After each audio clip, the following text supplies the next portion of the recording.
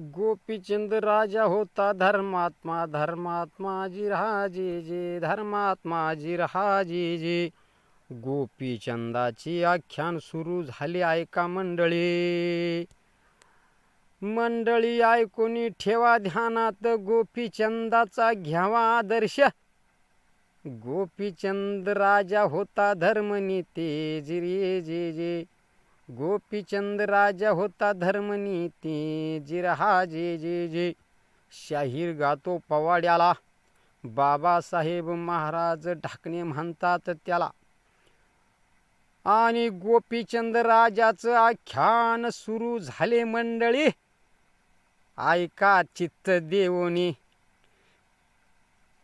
ज्ञानेश्वर महाराज म्हणतात, त्रिवेणी संगमी नाना तीर्थे भरमी, चित्त नाही नामी तरी ते व्यर्थ. त्याकरता मंडळी चित्त आपलं थऱ्यावर असावं लागतं. संसार दुःख मुळ चहूकडे, इंगळ विश्रांती नाही कोठे, रात्रंदिवस तळमळ. गोपीचंद राजा असा नव्हता. गोपीचंद राजाच चौघडे, 4 चौघडे असं राज्य होतं. 18 पुराण, 4 वेद, शाही शास्त्र असा त्याचा अभ्यास होता. 4 वेद, 18 पुराण, शाही शास्त्रामध्ये तो निपुण होता. गोपीचंद राजाची संपत्ती म्हणाल, 4 चौकड्या राजाची होती संपत्ती. राजा होता तो धर्मनीती. आणि त्याला बायका होत्या महाराज 1800 बायकांचा त्याचा संसार होता. कृष्ण परमात्म्याला 16,108 बायका होत्या, परंतु ते देव होते. आणि देवाला महाराज ते काही कठीण नाही. देव एक श्रीजवळ एक रूप धरीत होते, परंतु गोपीचंद राजा धर्मात्माच्या ठिकाणी देव असतो म्हणतात. त्यामुळे गोपीचंद राजाकडे देव महाराज लक्ष्मी पाणी भरीत होते. गोपीचंद राजा होता धर्मनीती जी राजे जी. गोपीचंद राजा होता धर्मनीती जी राजे जी. गोपीचंद राजाच्या वडिलाचं नाव त्रिलोचन होतं आणि त्रिलोचन राजा सुद्धा तसाच होता. त्रिलोचन राजाने शत्रूने त्रिलोचन राजाचा पराभव केला आणि त्रिलोचन राजाने आपला प्राण सोडून दिला. तेव्हा त्रिलोचन राजा गोपीचंद राजाचा मुलगा त्याला राजगादीवर अभिषेक केला जी राजे जी. राजगादीवर अभिषेक केला जी राजे जी. गोपीचंद राजा होता धर्मनीती. त्याच्या आईचे नाव होते मैनावती. आणि आपल्या मुलाला जर कोणी घडवीत असेल तर आपली आई घडवते. आणि पहिला गुरु माणसाचा महाराज आई आहे. आणि आईने आपल्या मुलाला संस्कार चांगले लावावे याचं प्रमाण आहे. जो अभिमन्यू होता तो आईच्या पोटामध्ये चक्रव्यूहामध्ये कसं घुसावं याचं ज्ञान त्याला आईच्या पोटामध्ये झालेलं होतं. आणि अभिमन्यूची आई ग्रंथ वाचाची.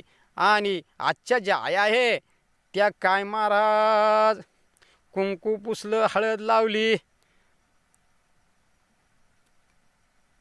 खाटावर होते कोणी, अशा विचित्र मालिका आज महिला पाहतात. आणि तेच मुलावर संस्कार पडतात आणि म्हणतात माझा मुलगा असा कसा अवगुणी निघाला. त्याचं हे कारण आहे. आणि ते जे टी व्हीतल्या मालिका आहे, फिल्म आहे, त्यामुळे मुले बिघडली. आणि प्रत्येक मुलाजवळ एक मोबाईल आहे. ते काही महाराज गोपीचंद राजाचं नाही ऐकत आख्यान, शिवाजी महाराजाचा नाही ऐकत पवाडा, संत नामदेवाचं नाही ऐकत चरित्र, तुकाराम महाराजाचा नाही वाचित गाथा, ज्ञानेश्वर महाराजाचा नाही करीत हरिपाठ. असे ती मुलं आहे. आणि नामदेव रायाचा सुद्धा हरिपाठ ते मुलं करीत नाही भगवान बाबाचा पवाडा गात, वामन भाऊचं चरित्र नाही ऐकत.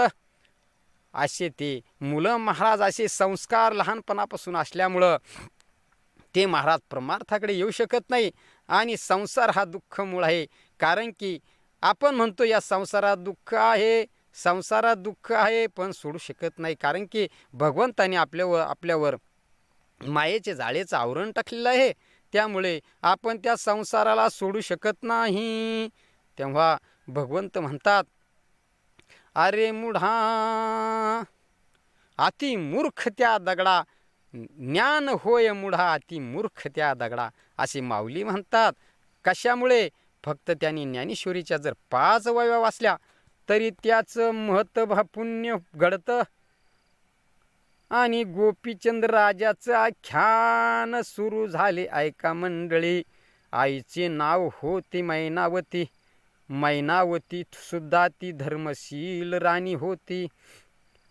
आणि एके दिवशी महाराज त्यांचं असं राज्य सुरळीत चालू असताना गोपीचंद राजाचा असा मोठा परिवार, 1800 त्याला पत्न्या होत्या. आणि त्याचा मोठा मुलगा तिलकचंद, त्याचा मोठा मुलगा मुक्तचंद होता. आणि तिलकचंद जो होता तो त्याच्या बहिणीचा सासरा होता, चंपावतीचा. मैनावती होती धर्मनीती. मैनावतीने गोपीचंद राजाच्या पाठीमागे राहून मंडळी संपूर्ण राज्याचा भार चालवला. मुलाला उपदेश करायची आणि संपूर्ण भार चालवला. परंतु एके दिवशी महाराज त्यांचं भाग्य उदयाला आलं. आले जालिंदरनाथ महाराज. त्यांचा जन्म झाला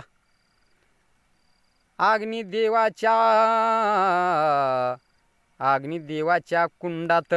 जालिंदर महाराज होते धर्मनीती आणि लोकांना उपदेश करण्यासाठी घेतला त्यांनी अवतार जिरहाजीजी. घेतला अवतार जिरहाजीजी.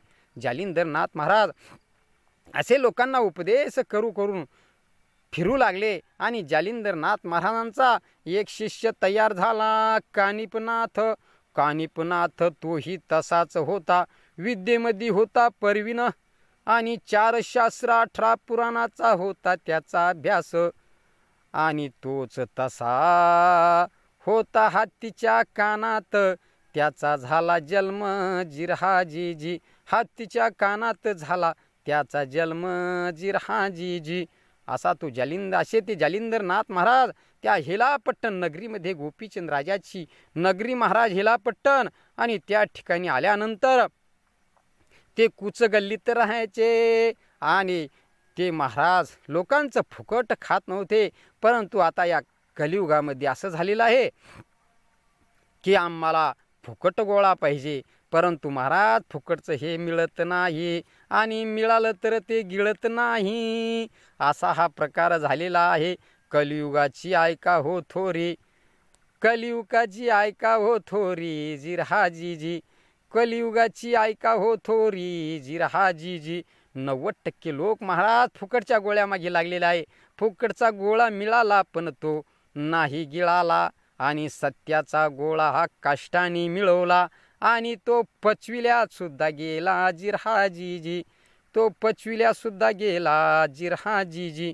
असा तो कलियुगाची थोरी आहे. तेव्हा कलियुगामध्ये जालिंदरनाथ महाराज अवतीर्ण झाले. कलियुगाचा कसा उद्धार व्हावा त्याकरता अवतीर्ण झाले. आणि कलियुगामध्ये फिरत असताना लोकांना उपदेश करू लागले. कुचगल्लीत राहू लागले. हेलापट्टणमध्ये त्यांचा प्रवेश झाला. आणि त्यांचे शिष्य तयार झाले. मैनावतीचा होता अग्रेसर त्यामध्ये नंबर.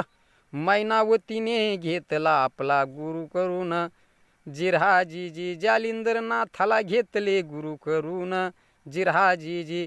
जालिंदरनाथ महाराजाला घेतले गुरु करून जिरहाजीजी. असं हे जालिंदरनाथ महाराज मैनावती येऊ लागली आणि जालिंदरनाथ महाराजांची सेवा करू लागली. आणि तिला सुद्धा 4 वेद 18 पुराण 46 शास्त्राचं ज्ञान झालं. आणि ती महाराज तिच्या डोक्यामध्ये बुद्धीमध्ये प्रकाश पडला. आणि तिला वाटलं की आपला जो मुलगा आहे गोपीचंद याला सुद्धा आपण मोक्षप्राप्ती करून द्यावी. आणि जालिंदरनाथ महाराजांनी एके दिवशी मैनावतीची परीक्षा घेण्यास ठरवलं महाराज. भक्त कसा असावा आणि गुरु कसा असावा. मैनावती गेली सेवा करण्यासाठी. तिच्याबरोबर होत्या 25 दाशा प्राचारिका आणि त्यांनी सुद्धा घेतला गुरुमंत्र जालिंदराचा जिरहाजीजी. घेतला जालिंदराचा जिरहाजीजी. असा त्यांनी मंत्र घेतल्यानंतर मैनावती एके दिवशी प्राचारिकेला घेऊन जालिंदरनाथ महाराजांची सेवा करू लागली. जालिंदरनाथ महाराज रोज सकाळी जंगलात जायचे आणि एक गवताचा भारा कापून आणायचे आणि ते आपल्या गाईला सोडायचे आणि तेव्हा गावामध्ये भिक्षा मागायचे. ते फुकट जेवण खात नव्हते. मैनावतीची सेवा चालू असताना गुरुने जालिंदरनाथ महाराज गुरु यांनी मैनावतीच्या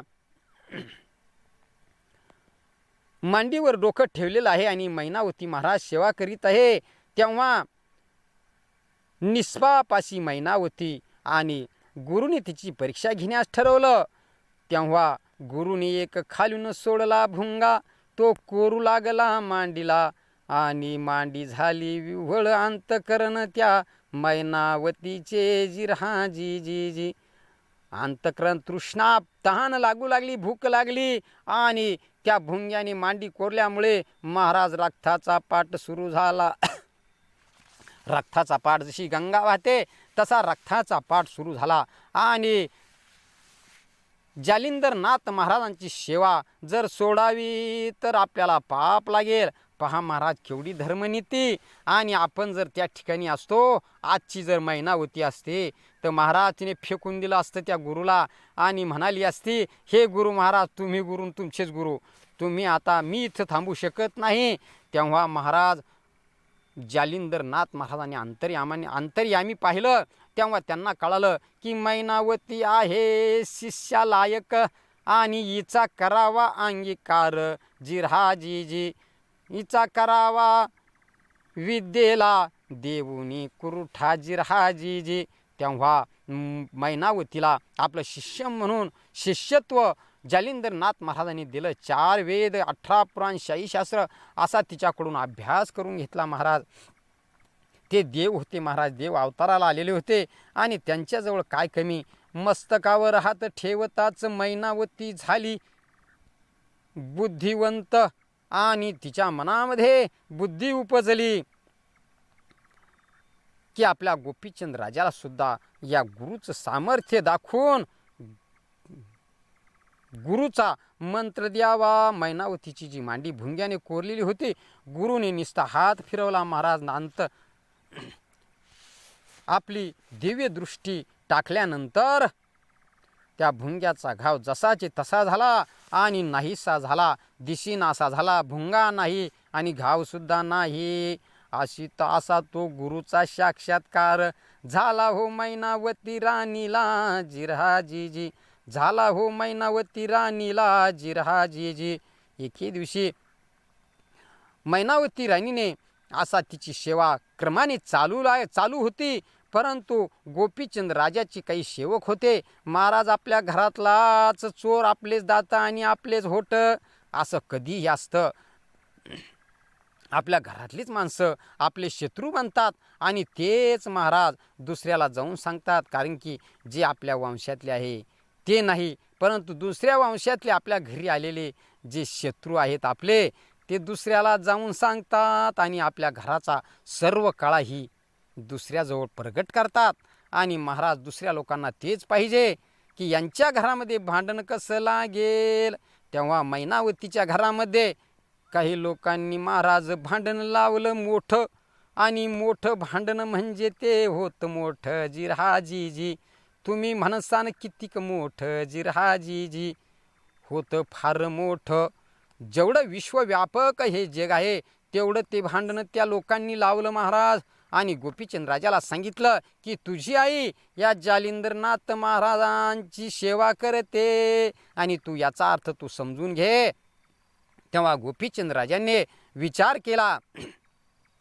पुन्हा आपले सेवक पाठविले आणि सर्वांचा खुलासा घेतला. तेव्हा गोपीचंद राजा होता धर्मनीती, परंतु कलियुगाचा आला फेरा आणि त्याच्या बुद्धीला टाकला वेढा, त्याच्या बुद्धीला टाकला वेढा जिरहाजीजी, त्याच्या बुद्धीला टाकला वेढा जिरहाजीजी. गोपीचंद राजाने असा विचार केला की या जालिंदरनाथ महाराजांचं काय करावं. तेव्हा प्रधानाने कारण सुचविलं की राजेसाहेब याला आणून आपल्या घोड्याच्या गर्तेमध्ये उकांड्यामध्ये आपण दाबून टाकू. तेव्हा गोपीचंद राजाला सुद्धा ती गोष्ट पटली. सेवक पाठविले महाराज. राजा बोले दलहले. जालिंदरनाथ महाराजांना उचलून आणलं. परंतु जालिंदरनाथ महाराजांना माहीत होतं की पुढं गोपीचंद राजा हा आपला भक्त होणार आहे आणि याचा उद्धार होणार आहे आणि हा नाथपंथामध्ये येणार आहे. नाथपंथामध्ये येणार जिरहाजीजी, नाथपंथामध्ये येणार जिरहाजीजी असा विचार त्या महाराजांनी केला. आणि त्यांनी काही न करता त्या घोड्याच्या लिदीमध्ये प्रवेश केला आणि वरून ती लीद लोटण्यात आली. परंतु ते महाराज देव होते, त्यांच्याजवळ विद्या होत्या. जोळीतून काढली भस्म चिमुटी आणि रेषा लक्ष्मण रेषा ओढली चहूकोनी आणि लक्ष्मण रेषा त्या लिदीच्या जाऊनी वेष्टली शोभवती जिरहाजीजी, वेष्टली शोभवती जिरहाजीजी. आणि ती वेष्टल्यानंतर जालिंदरनाथ महाराज मंत्र म्हणत राहिले आणि त्यांना भूक लागली नाही, तहान लागली नाही, कारण की त्यांच्याजवळ तसे मंत्र होते. कारण की नवनाथाच्या बरोबरीचे शूरवीर तोडीचे कोणी नव्हते जिरहाजीजी, कोणी नव्हते जिरहाजीजी. आणि नंतर महाराज आता पुढचं जे आख्यान आहे ते पुढच्या भागामध्ये पाहू. इथपर्यंत हा पवाडा सादर केला मंडळी आणि तुम्ही याचा घ्यावा आदर्श. गोपीचंद राजाची पुढची कथा ऐकायला विसरू नका हो मंडळी. जिरहाजीजी तुम्हाला सुद्धा मोक्ष मिळाल्याशिवाय राहणार नाही आणि तुम्ही सुद्धा या संसार जाळ्यातून मुक्त झाल्याशिवाय राहणार नाही असा हा पवाडा आहे. जय हरी विठ्ठल मंडळी. गोपीचंद महाराज की जय, नवनाथ महाराज की जय.